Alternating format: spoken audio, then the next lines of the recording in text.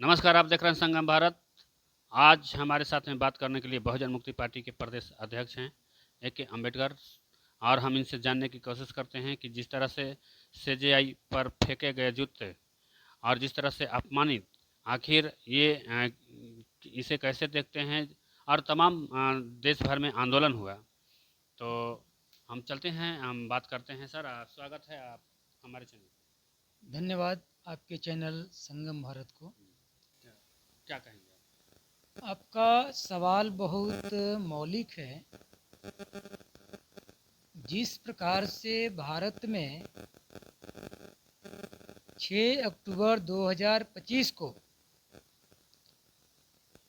Supreme court के मुख्य न्यायाधीश बी.आर. गवई साहब के ऊपर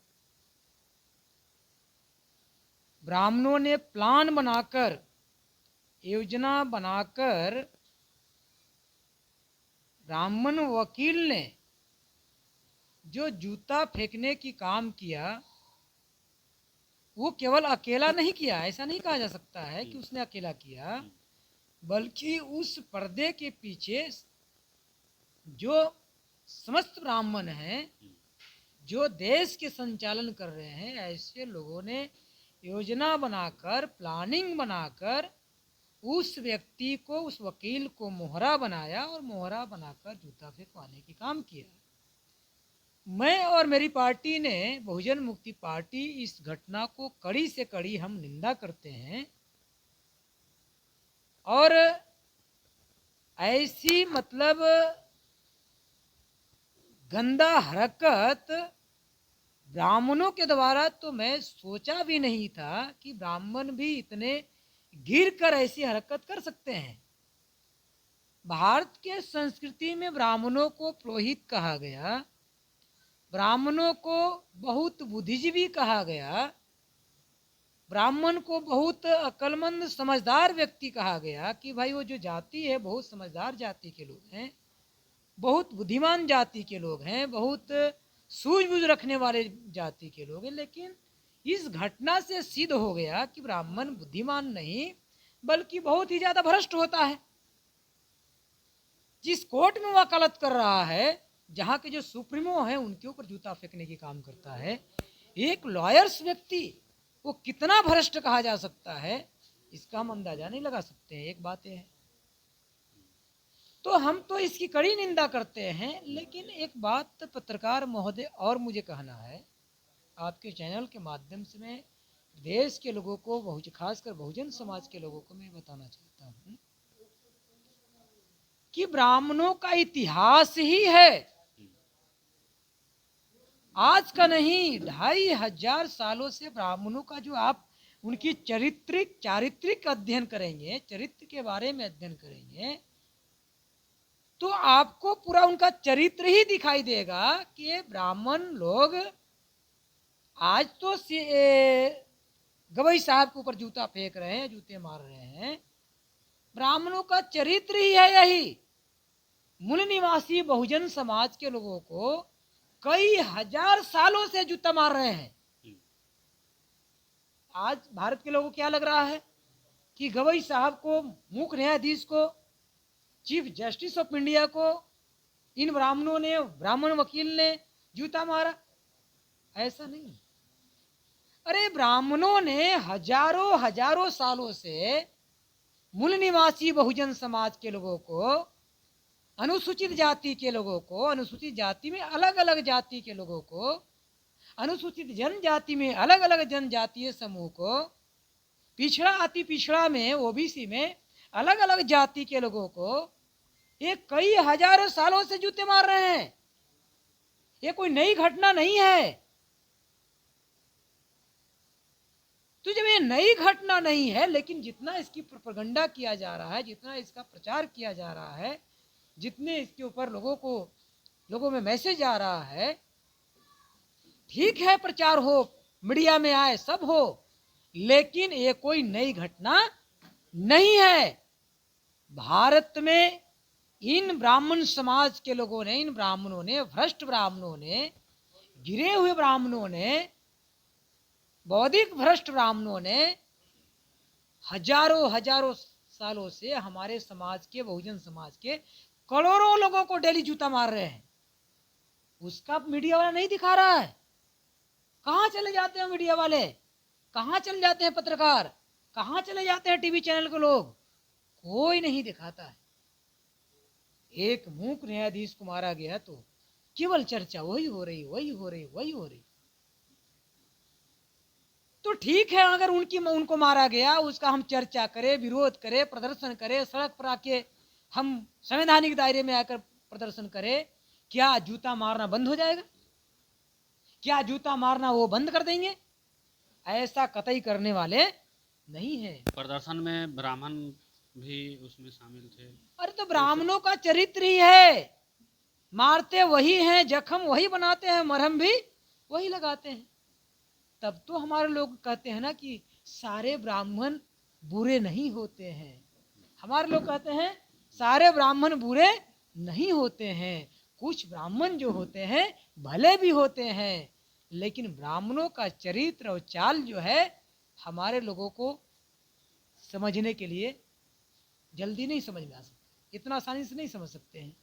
उनकी चाल और चरित्र यही है, मारते वही है और मरहम भी वही लगाते हैं। तो ब्राह्मणों को चाल और चरित्र समझना ये बहुत ज्यादा, जो बहुत तीव्र बुद्धि के होंगे और माइक्रो लेवल पर जो अध्ययन स्टडी करते होंगे वही पहचान पाएंगे कि ये क्या कर सकते। इसलिए मेरा जो भी इस घटना के विरोध कर रहे हैं, अनुसूचित जाति के लोग हों या SC ST OBC माइनॉरिटी के लोग हों, मैं उनसे एक अपील करना चाहता हूं कि ठीक है, इस घटना की आप लोग कड़ी निंदा कर रहे, विरोध कर रहे हैं, लेकिन SC ST OBC और माइनॉरिटी के लोगों को इन लोगों ने हजारों वर्षों से डेली लाखों आदमी को जूता मार रहे हैं।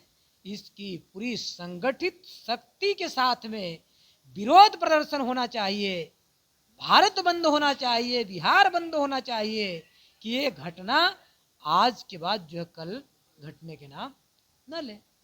तो ऐसी कोई व्यवस्था करना होगा, आज उनको मारा गया, कल हमको मारा जाएगा, कल आपको मारा जाएगा, कल इनको मारा जाएगा, और यही हो रहा है। ये रुकना चाहिए। और एक और भी बात है कि जब इन लोगों ने चीफ जस्टिस ऑफ इंडिया को नहीं छोड़ा, मतलब पूरे 140 करोड़ लोगों को जूता मार रहे हैं, पूरे भारत क्यों मुख्य न्यायाधीश है भाई? कोई एक जाति जूता मारने वालों को क्या सजा होनी चाहिए? जूता मारने वाला को जो संविधान ने संविधान से हटकर उसने काम किया है, तो जहां तक मेरा कहना है, जो संविधान से हटकर काम करता हो, जो संविधान से हटकर अगर कोई घटना के अंजाम देता हो, तो मेरा, अगर आपने व्यक्तिगत राय पूछते हैं, तो मेरा ऐसा व्यक्तिगत राय है, मेरा व्यक्तिगत कहना है कि ऐसे लोगों को केवल जेल के सलाखों में ही नहीं, बल्कि ऐसे लोगों को ऐसा उनका सजा मिलना चाहिए, दोनों हाथ काट देना चाहिए, दोनों पैर काट देना चाहिए, कि दोबारा ऐसे घटना को अंजाम देने लायक ही नहीं। हाथ काट देना, कैसे जूता फेंकेगा? पैर काट देना चाहिए, कैसे जाएगा? ऐसी सजा होनी चाहिए कि उसको बार बार जब हाथ पैर देखे ना तो याद आएगा कि हमने किसी के ऊपर जूता मारा। मेरा व्यक्तिगत है, बाकी तो कानून अलग कहता है। और उसको आजीवन कारावास जो है, मृत्युदंड नहीं, आजीवन कारावास, उसको उधर ही मरना है जेल में, हाथ पैर काट के। हाँ, ऐसा होना चाहिए। तब ब्राह्मणों के अंदर जो है कुछ समझ में आएगा ना, दूसरी की दर्द क्या होता है। ये अपमानित किया जा रहा है, तो ये पूरा समाज को अपमानित किया गया। पूरे भारत के 140 करोड़ आबादी जो है, ब्राह्मण को ऐसा लगता है कि मैं उनको जूता मार के अपने आप को, अरे अभी आप भी भारत के हो ना, आप कहते हो मैं भारत के मूल निवासी हूँ। अगर आप कहते हो कि मैं अपमानित नहीं हुआ हूँ, केवल SC ST OBC के लोग अपमानित हुए हैं, तो और सिद्ध हो जाता है। जैसे भारत में एक सामाजिक संगठन चलाने वाले, एक नेतृत्व करने वाले व्यक्ति हैं, आप लोगों ने नाम सुना होगा, आदरणीय वामन मिश्रा साहब का। वो बार बार कहते हैं कि भारत में जो ब्राह्मण है वो भारत का मूल निवासी नहीं है। वो ये भी कहते हैं कि भारत में जो रहने वाला ब्राह्मण है वो घुसपैठिया ब्राह्मण है, घुसपैठिया विदेशी है। तो फिर इससे सिद्ध हो जाता है इस घटना से, अगर ब्राह्मण कहता है कि मैं 140 करोड़ लोगों को जूता नहीं मारा हूँ, हमने 100 करोड़ लोगों को जूता मारा हूँ, तो इससे सिद्ध हो जाएगा कि सही में जो वामन मेश्राम साहब बोलते हैं कि ये घुसपैठिए विदेशी है, सिद्ध हो जाएगा ये तुम भारत के रहने वाला नहीं है, तुम्हारा डीएनए यहाँ के लोगों से मिलता नहीं है। कहीं तो प्रूफ हो गया है इनका नस्ल इधर का नहीं है, तो दूसरे देशों का है, इधर केवल ये फलते फूल रहे हैं, और ये फल फूल इसलिए रहे हैं कि हम लोग ना समझ लो। ब्राह्मणों की सत्ता शासन तब तक चल रही है जब तक बहुजन समाज के एससी एसटी ओबीसी माइनॉरिटी के लोग न समझ रहेंगे। हमारी न समझी पर ही इनकी समझदारी डेवलप हो रहा है। जिस दिन बहुजन समाज के लोग समझदार हो जाएंगे उस दिन भरा भरा करे कहाँ गिर जाएंगे अता पता भी नहीं चलेगा। इसलिए ब्राह्मण लोग, अभी अभी आपने देखा होगा जो कथावाचक थे, कोई यादव जी, क्या नाम था वो यादव जी का, जो उत्तर प्रदेश में कथावाचक, भाई तुम कहते हो कि तुम भी हिंदू हो हम भी हिंदू हैं, और हिंदुओं को अगर पूजा करने का अधिकार है, घंटा बजाने का अधिकार है, तो क्या पूजा करने का अधिकार नहीं है पत्रकार महोदय? है या नहीं है? भारत के संविधान तो सबको दिया है।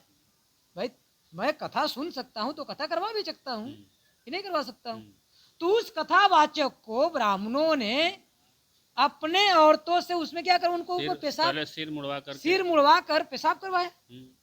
तो इससे सिद्ध हो जाता है कि हम लोग हिंदू नहीं है।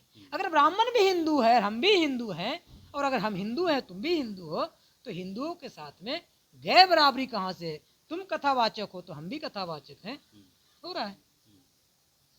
तो इस प्रकार से ऐसी घटनाएं जो घट रहा है, इसे सिद्ध हो जाता है कि ब्राह्मण हमको केवल हिंदू इसलिए बना रहा है, मुसलमानों के ऊपर मारने और उनको फसाद करवाने के लिए हिंदू बना रहा है। जब हक अधिकार की बारी आता है, हिस्सेदारी देने की बारी आता है, तब हम हिंदू नहीं होते हैं। तो ये बहुत बड़ा ब्राह्मणों की चाल है और चालाकी है। ब्राह्मण बुद्धिमान नहीं होता है, ये चालाक होता है, धूर्त होता है। इसलिए ब्राह्मण को बुद्धिमान नहीं कहा जाए। ब्राह्मण बुद्धिमान नहीं है। बुद्धिमान होता तो फिर इतना घिनौना काम करता, जूता फेंकता मुख्य न्यायाधीश के ऊपर। तो बुद्धिमान नहीं है, वो धूर्त है, चालाक है।